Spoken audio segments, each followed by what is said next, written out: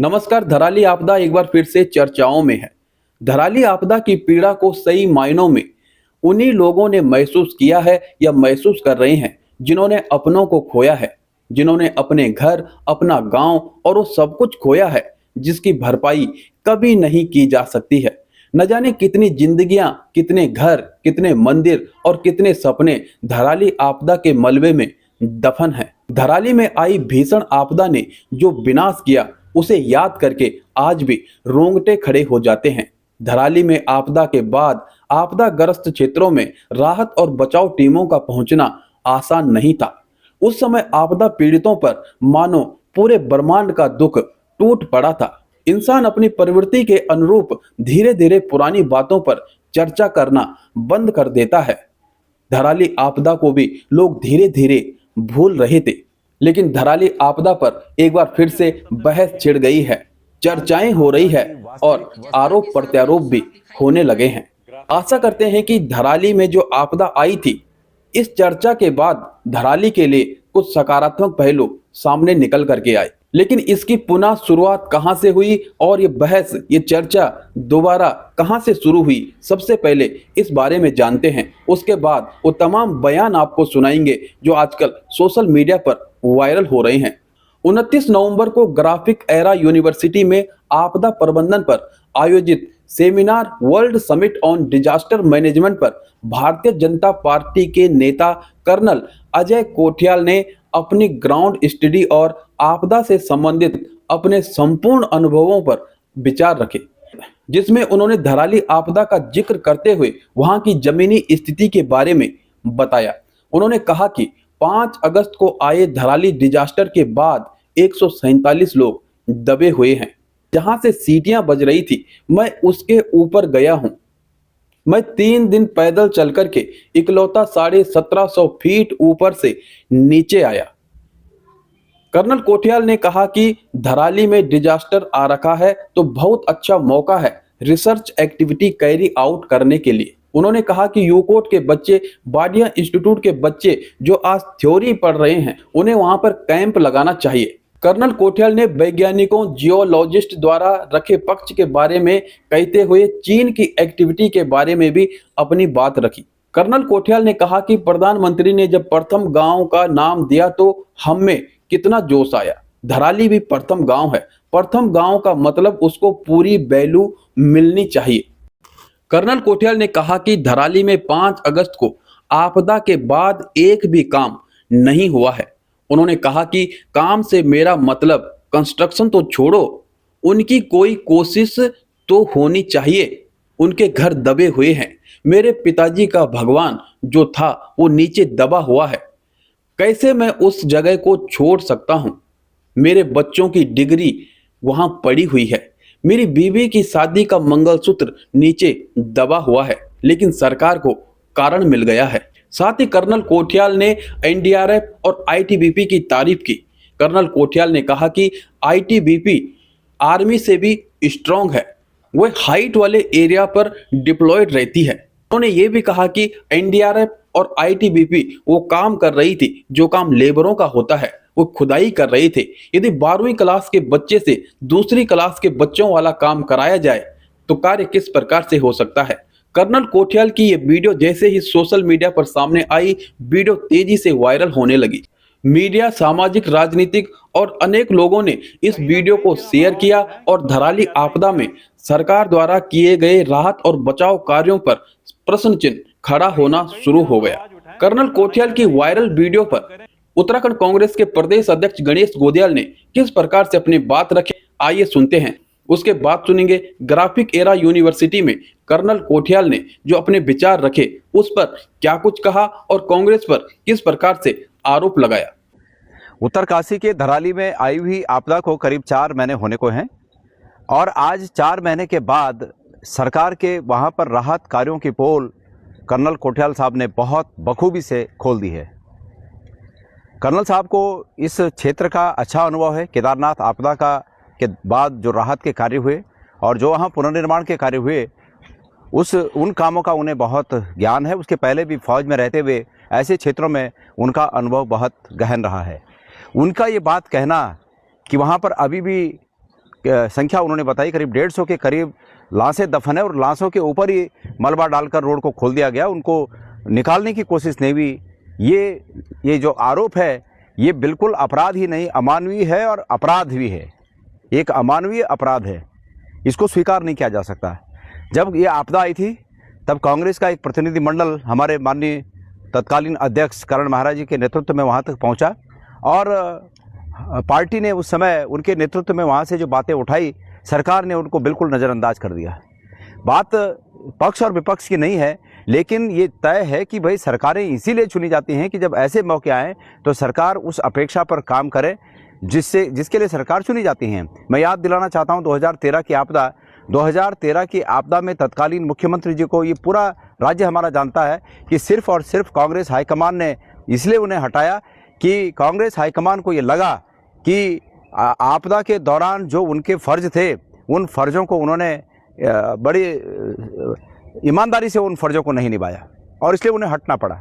आज स्थिति फिर वैसी है और ख़ास करके कर्नल कोठियाल साहब के बोलने के बाद ये बात प्रमाणित हो चुकी है कि सरकार ने इस आपदा के बाद राहत के कार्यों को इस तरह किया कि तमाम सबूत समाप्त कर दिए जाएं। उन लोगों पर जो उनके परिजन होंगे, जो उस करीब 150 लोग जो नीचे दफन हैं, उनके परिजनों पर क्या गुजर रही होगी ये तो वही लोग जानते हैं। लेकिन आज ऐसे मौके पर हमारा भी ये कर्तव्य बनता है कि हम लोग सरकार को इस बारे में चेताएं। आज मैं उत्तराखंड प्रदेश से, हमारे प्रदेश से बाहर हूं, लेकिन परसों 4 तारीख को हम एक प्रतिनिधिमंडल के साथ हम धराली जाएंगे। मैं स्वयं उस प्रतिनिधिमंडल में शामिल होऊंगा और वहाँ के लोगों से बातचीत करने के बाद और सच्चाइयों की परत उघाड़ने के बाद हम सरकार के पास जो भी वहाँ की रिपोर्ट है, एक रिपोर्ट सबमिट करेंगे और उम्मीद करेंगे कि सरकार अपनी मर्जी से नहीं बल्कि लोगों की इच्छा के अनुरूप, अपनी मर्जी से तो सरकार कर नहीं रही है, तो लोगों की मर्जी के अनुरूप, लोगों की मांग के अनुरूप सरकार वहाँ पर राहत के काम करे, जो लोगों को नुकसान हुआ है उनको राहत पहुँचाए, पुनर्निर्माण के कार्य कैसे होने चाहिए थे उन पर ध्यान दे। ये बहुत गंभीर है कि जैसे कि कर्नल कोठियाल कह रहे हैं कि वाडिया इंस्टीट्यूट और भी यूकॉस या अन्य कोई एजेंसी हैं, उनके इस मत के बाद सरकार ने अपना हाथ पीछे कर दिया, पल्ला झाड़ दिया, अपने फर्ज से पल्ला झाड़ दिया। मैं ये मानता हूँ कि पूरा हिमालयन क्षेत्र बहुत अस्थिर है, लेकिन ये रिपोर्टें यूकॉस हो चाहे दूसरे वाडिया इंस्टीट्यूट हो, सरकार को किसी के आंसू पोंछने से नहीं रोकते हैं, लेकिन ये सरकार है कि इनके आड़ में लोगों के आंसू पोंछने से भी बच रही है। तो हमारा एक प्रतिनिधिमंडल 4 तारीख को वहां जाएगा और हम इस पर गहन विमर्श के बाद, लोगों से गहन विमर्श के बाद सरकार को रिपोर्ट देंगे, महामहिम श्री राज्यपाल को उसकी रिपोर्ट की कॉपी देंगे और उम्मीद करेंगे कि ये लोग सब सरकार पर दबाव बनाए, महामहिम राज्यपाल दबाव बनाए, केंद्र दबाव बनाए और वहाँ पर लोगों की अपेक्षा के अनुरूप पुनर्निर्माण के कार्य हों, उन्हें राहत दी जाए। 29 नवंबर को ग्राफिक एरा यूनिवर्सिटी में आपदा प्रबंधन पर आयोजित seminar world summit on disaster management में मेरे द्वारा ग्राउंड स्टडी और अपने संपूर्ण अनुभव के आधार पर विचार रखे गए। यह एक एजुकेशनल फोरम था जहां पर मैंने करीब 10 मिनट में कई महत्वपूर्ण बिंदुओं पर अपने विचार रखे। इसमें मैंने चाइना थ्रेट, वाइब्रेंट विलेज, प्रथम गांव, प्रधानमंत्री श्री नरेंद्र मोदी जी के विचार, धराली में किस प्रकार से पुनर्निर्माण होना चाहिए के बारे में बोला। यह स्थान कोई पॉलिटिकल मंच तो था नहीं। मेरी समझ में नहीं आ रहा है कि कांग्रेस पार्टी इस संपूर्ण बातचीत से कैसे पॉलिटिकल माइलेज लेना चाह रही है। कल तक जिस कांग्रेस के लिए मैं आलोचना का पात्र था, आज वही कांग्रेस मुझे हीरो बनाकर अपना पॉलिटिकल फायदा लेना चाहती है।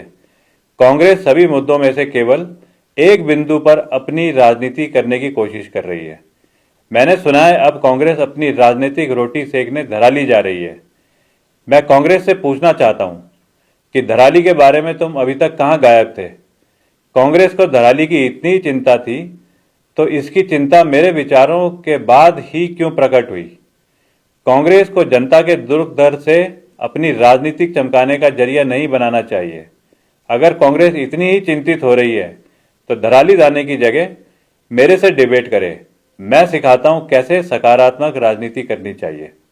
कर्नल कोठियाल के इस बयान के बाद कांग्रेस पर उनके द्वारा लगाए गए आरोपों के बाद कांग्रेस ने मोर्चा संभाला। गरिमा महर दसौनी सामने आई और उन्होंने कर्नल कोठियाल के बयान का जवाब दिया। साथ ही साथ उत्तराखंड कांग्रेस के प्रदेश अध्यक्ष गणेश गोदियाल ने एक बार फिर से अपनी बात रखी और आज कांग्रेस का प्रतिनिधिमंडल धराली के लिए रवाना भी हो चुका है। तो आइए पहले सुनते हैं गरिमा महर दसौनी ने कर्नल अजय कोठियाल के बयान पर क्या कुछ कहा, उसके बाद सुनेंगे गणेश गोदियाल ने क्या कुछ कहा कर्नल कोठियाल के बयान पर और धराली में जो कांग्रेस का प्रतिनिधि मंडल जा रहा है उसके बारे में उन्होंने क्या जानकारी दी।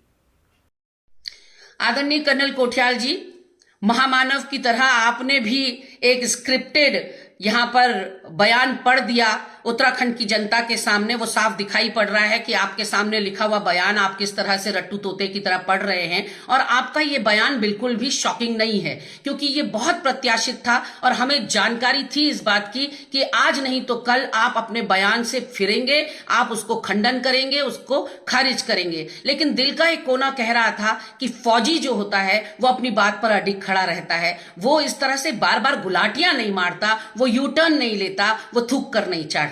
लेकिन आपने वहां भी निराश किया। आपकी जानकारी के लिए बता दूं, आपने कहा कांग्रेस अब सोकर जागी है, आपके खुलासे के बाद कांग्रेस जो है इसको पॉलिटिसाइज कर रही है। आपके प्रदेश अध्यक्ष महेंद्र भट्ट का तो पता नहीं कि वो राज्य के किस खोपचे में थे जिस वक्त राज्य में धराली में यह आपदा आई, लेकिन मेरे तत्कालीन अध्यक्ष करण महाराज जी अपने तमाम वरिष्ठ नेताओं के साथ और सैकड़ों कार्यकर्ताओं के साथ धराली पहुंचे और उन्होंने यहां पर दुखी और कष्ट में जो लोग थे, जिनके ऊपर इतना बड़ा वज्रपात हुआ था, उनके साथ कंधे से कंधा मिलाकर उनका दुख साझा किया था।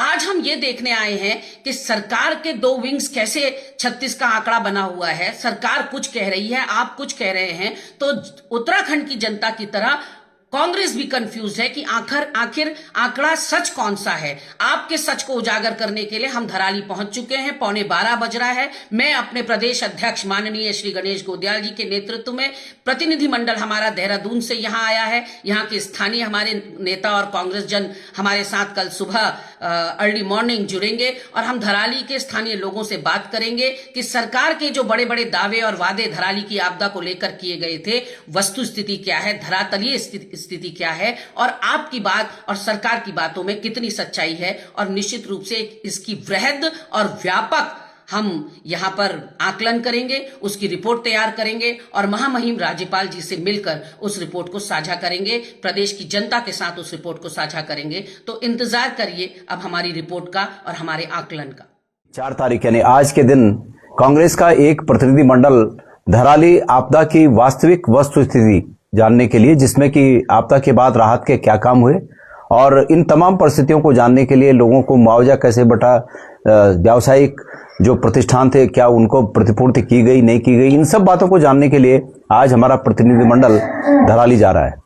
अभी हम लोग उत्तरकाशी में हैं और बस यहाँ से निकलने वाले हैं। अभी अभी मुझे पता चला कि परसों कर्नल साहब ने जो कहा वो आप सबको पता है क्या क्या कहा, लेकिन मुझे अभी अभी पता चला कि कल रात को कर्नल साहब ने एक स्टेटमेंट जारी किया, कर्नल अजय कोठियाल जी ने एक स्टेटमेंट जारी किया और उस स्टेटमेंट में उन्होंने कांग्रेस को प्रश्न पूछे हैं। चूंकि कांग्रेस को प्रश्न पूछे हैं तो मैं ये समझता हूं कि हम लोगों को तत्काल जवाब भी देना चाहिए। उन्होंने प्रश्न पूछा कि जब वहां आपदा आई तब उस आपदा में कांग्रेस कहां थी। तो कर्नल साहब, आपकी तमाम पार्टी के लोगों को, सरकार को मैं बताना चाहता हूं कि जब आपदा आई उस समय वहां जाने की परिस्थितियां नहीं थी, लेकिन उस परिस्थिति के बावजूद भी कांग्रेस वहीं थी और हमारे अध्यक्ष जो उस समय करण महाराज जी पैदल चलकर वहां गए, वो उस दिन भी वहां थे और आज भी यहां हैं। हमारे उस समय के अध्यक्ष मेरे इस तरफ बैठे हुए हैं मनीष जी, इन्होंने अपने संसाधनों से तमाम उन लोगों के रहने की व्यवस्था की, जगह जगह होटलों में जो लोग वहां फंसे हुए थे। आपको शायद ये जानकारी हो ना हो, लेकिन मैं चूंकि आपने प्रश्न किया है मैं आपके प्रश्न का जवाब दे दूं। दूसरा, कर्नल साहब, आपकी प्रतिष्ठा है और मुझे खुशी होती है, आप भले दूसरी पार्टी में, लेकिन मुझे खुशी होती है कि आपकी प्रतिष्ठा है और वो प्रतिष्ठा आगे बढ़े। लेकिन उस प्रतिष्ठा को आगे बढ़ने के लिए यह आवश्यक है कि व्यक्ति अगर एक बात कहता है तो उस बात पर खड़ा रहे। आपने खुद कहा कि वहां पर 145 या 147 लोग दफन हुए, आपने खुद कहा, और उस स्टेटमेंट में ये झलकता है कि आपकी पीड़ा मन से बाहर आ रही है ये खुशी की बात है। हम इसमें कोई राजनीति नहीं करना चाहते, लेकिन चूंकि हमारे अध्यक्ष जी ने, कांग्रेस पार्टी ने पहले उस स्थिति को बयां किया था, उसका कोई संज्ञान सरकार ने नहीं लिया, इसलिए आपके कहने के बाद ये सरकार संज्ञान ले, हमें उम्मीद जगी। और हम इसलिए धराली जा रहे हैं कि हमें शिकायतें मिली हैं कि वहां व्यावसायिक प्रतिष्ठान जितने भी थे, किसी को 1 रुपए का मुआवजा नहीं मिला। इसके साथ साथ जो आज भी लाशें दफन हुई हैं, वो लाशें वैसी की वैसी पड़ी हुई हैं। इसके अलावा हमें शिकायतें मिली हैं कि लोग अपने घरों पर खुद अपने खर्चों से मशीनें भेजकर खुदाई कर रही है, किसी के गहने मिल रहे हैं, किसी के कुछ अवशेष मिल रहे हैं, किसी के मंदिरों के कुछ चिन्ह मिल रहे हैं, तो लोग उसको खोजना चाह रहे हैं, सरकार उनको मदद नहीं कर रही है। हम इसलिए वहां जा रहे हैं। राजनीति आपने कहा कि सकारात्मक होनी चाहिए, मैं मानता हूं राजनीति सकारात्मक होनी चाहिए, और हम सकारात्मक राजनीति ही करने वहां जा रहे हैं। आपका धन्यवाद कि आपने भारतीय जनता पार्टी की सरकार में राज्य मंत्री होते हुए भी दिल की आवाज को जुबान पर लाए, उसके लिए आपका धन्यवाद। लेकिन आप कांग्रेस को रास्ता न दिखाएं, आप अपनी पार्टी को रास्ता दिखाएं। अच्छी बात है, जो सत्ता में बैठे हैं उनका काम है कि वहां पर किस तरह के राहत के काम किए जाने चाहिए, पुनर्निर्माण के काम किए जाने चाहिए, जो दफन हो रखे हैं उनको कैसे ढूंढा जाए, निकाला जाए, ये रास्ता आप कृपया उन्हें बताएं। कांग्रेस पार्टी सकारात्मक राजनीति करने के लिए जानी जाती है, और हम वहां पर सकारात्मक राजनीति करने के लिए जा रहे हैं। विपक्ष का काम है ये कि विपक्ष जनता के साथ बुरे समय में खड़ी हो, और हम अपना काम हम निभा रहे हैं। तो इसलिए कांग्रेस को नसीहत देने की आवश्यकता नहीं, कृपया सत्ता में बैठे हुए लोगों की तरफ इशारा करके उन्हें रास्ता दिखाइएगा। धराली आपदा में सरकार की कार्यप्रणाली के बारे में आपका क्या कुछ कहना है? क्या कांग्रेस राजनीति कर रही है? क्या भारतीय जनता पार्टी ने कर्नल कोठियाल पर कोई दबाव डाला है, या कर्नल कोठियाल अपनी बात की सफाई दे रहे हैं या सच्चाई बता रहे हैं? आपका इस बारे में क्या कुछ कहना है? कमेंट करके अपने विचार अवश्य रखिएगा। वीडियो को लाइक शेयर जरूर कीजिएगा, चैनल को सब्सक्राइब करना बिल्कुल ना भूलिएगा। मिलते हैं आपसे एक अगली वीडियो में अगली जानकारी के साथ, तब तक के लिए नमस्कार।